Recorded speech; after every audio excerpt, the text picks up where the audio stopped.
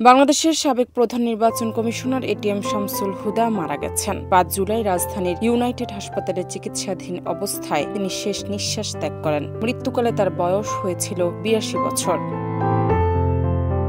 ১৯৪৩ সালে ১০ জুলাই জন্মগ্রহণকারী এটিএম শামসুল হুদা ছিলেন দেশের ১০ম প্রধান নির্বাচন কমিশনার। তার নেতৃত্বে ২০০৮ সালের জাতীয় সংসদ নির্বাচন অনুষ্ঠিত হয়। শামসুল হুদা ১৯৬৬ সালে পাকিস্তান সিভিল সার্ভিসে যোগ দেন। বাংলাদেশের স্বাধীনতার পর তিনি বাংলাদেশের সিভিল সার্ভিসেও যোগদান করেন এবং দীর্ঘ প্রশাসনিক জীবনে গুরুত্বপূর্ণ দায়িত্ব পালন করেন।